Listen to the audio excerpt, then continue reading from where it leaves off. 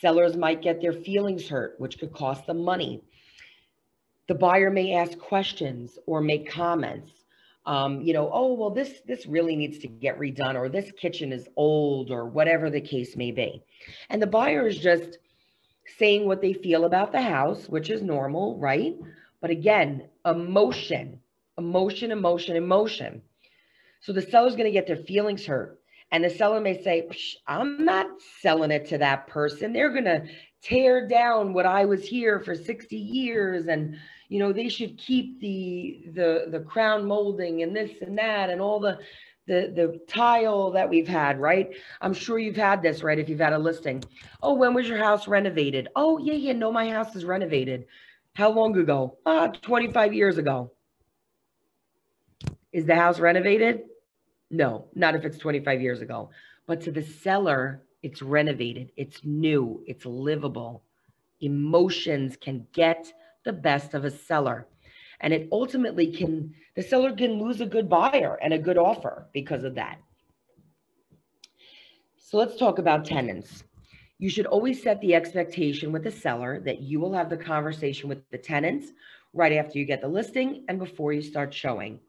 They hired you to help, and it's important that the tenants know you and that you're involved to help them make this as smooth and seamless as possible. So you're going to set the expectation with the tenants. This is what you will discuss. You promise to work around their schedule. You will not be intrusive, and you will be mindful of their home. You tell them your role in the sale of the home and that you will always be transparent with them.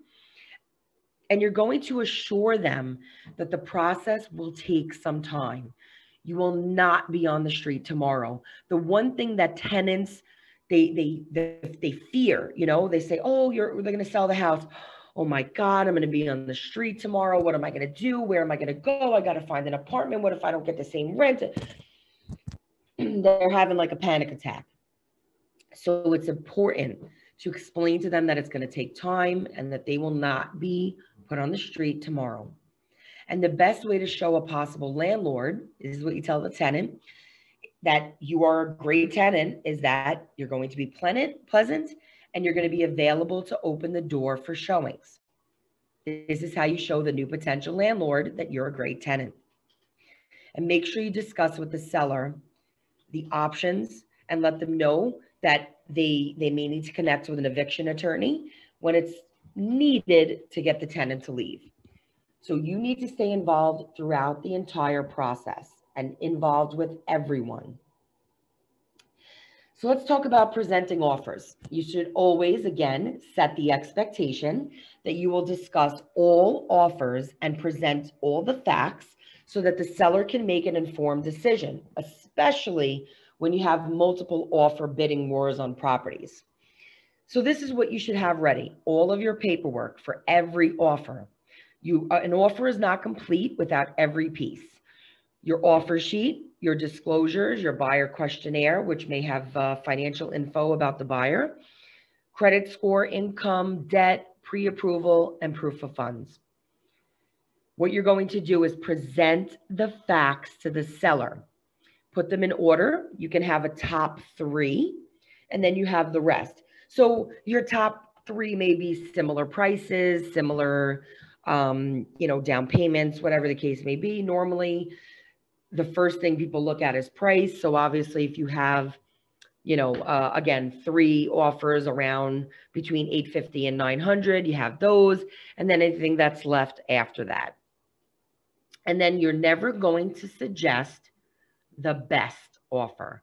Do not influence the seller on which one to pick. You let the seller decide which offer to accept. Always, let's go back for a second. You always let the seller decide which offer to accept, because even if you feel that one offer is better than another, it's important to just lay out the facts for the seller, tell them the pros and cons, and let them make the decision. Because if something goes wrong with the offer that you said they should take, they're going to blame you if something goes wrong. So that's why it's important to give them the final decision. So what you, setting the expectation that the inspector is going to come in. We'll see if the buyer is ready to move forward after that, right? It's not the be all end all if you accept an offer, especially on a multi-offer place. Yeah, or even if there's only one offer. The bottom line is the seller does not have to sell if they don't want to. So it's okay to accept the offer, right? And the buyer's allowed to do their inspection. Great, do your inspection. Let me know how it goes. And if they come back and ask for $100,000 off the price, you don't have to sell it. Can you negotiate? Absolutely. Well, depending on what they're asking for. But you do not have to sell the house. So don't be afraid to accept an offer and move on to the next step. It's not coming off the market. In New York, you can show a listing up until you sign the contract even. And it's actually beneficial to you to keep showing until you're in contract because you never know what is going to happen. That is how you do the best fiduciary responsibility to your seller. Try to suggest a few attorneys. Make sure that is a real estate attorney. So they're well-versed and prepared to handle the real estate transaction with very little setbacks and delays. Sometimes they have a friend of a friend of a friend who does, who's an attorney, but they do divorce attorney. They don't do real estate ever. You give them a contract, they start marking it up and it's crazy and the attorneys start fighting and it takes an extra 2 weeks to go into contract. If it even gets there, sometimes it kills the deal.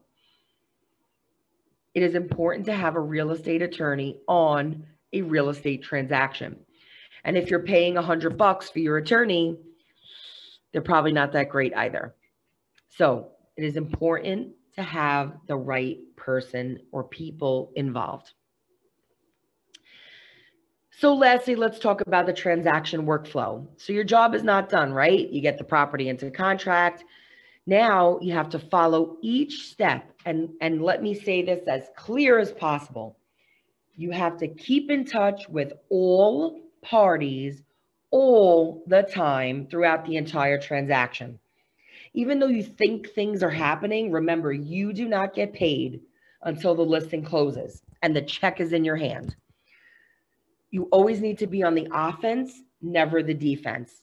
Do not leave your hands, your money in the hands of other people. It is your money. Okay. Are you just gonna, and I've seen this happen, right? We've done a deal with someone and then the agent literally, I don't know, they just go take a nap. And they'll call me like a month later, like, hey, what's going on with the deal? I'm like, oh, you're alive. Okay. Where have you been? You need to follow up. Make sure you have all your paperwork. The inspection is completed. You have a deal sheet. You have a fully signed contract. You have to stay in touch with the bank. Was the appraisal completed? Was the commitment letter received? Is there anything we need to know that's on the commitment letter? Conditions. Sometimes there's crazy things on the conditions, and almost nobody follows up with that stuff. You need to know what's going on with your transaction. That is what you are here for. If real estate was easy, there would be no need for real estate agents. So it's important that you stay ahead of the game. Okay? Is the title clear? Is there any problems with the title? What can you do to help? If it's a co-op, make sure the board application is complete. Make sure you review the application. You're reading letters and all this. I can't tell you how many times I've seen, and it is so crazy. They'll take the same exact letter and they'll sign it with 3 different people's names. And you're like, oh my gosh, what is that? That's why it is so important to review everything with a fine-tooth comb. Make sure your survey gets completed. Get the clear to close from the bank. Make sure your closing bill is sent. Make sure the closing gets scheduled. The final walkthrough gets done. On the final walkthrough, was everything okay? Did anything come up? Make sure you address it before the closing. Because if you wait till the day of the closing, you're like, oh, the buyer is all upset about something, and you leave it to the closing table, it's possibility that won't happen. Get it done before. Get in touch with everybody. Speak to the attorneys, this, that, whoever you need to speak to, and get it sorted out. So when they're at the closing table, it's nice and smooth.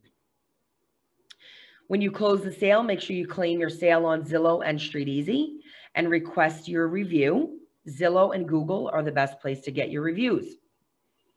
And I just want to say one more thing before we move on is When I say keep in touch with all parties all the time, it is so important because you'll speak to the buyer and get one story.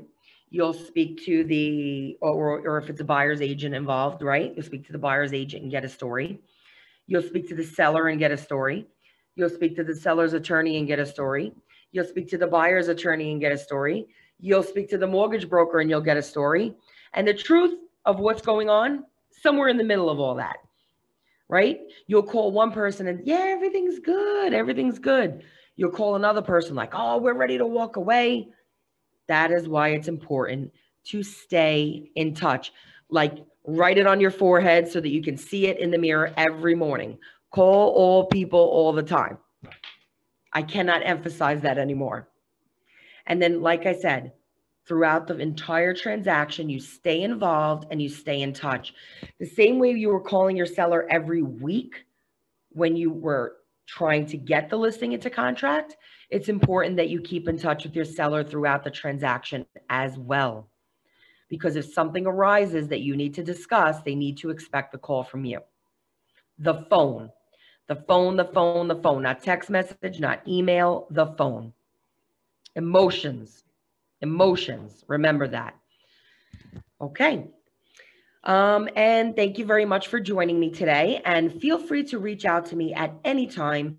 If you have any questions, concerns, I'm always here for you. My door is open. So you can reach me at josephine@remaxedgeny.com or my phone number 718-628-2810. And it was wonderful being here with you all today. And hope to see you guys soon.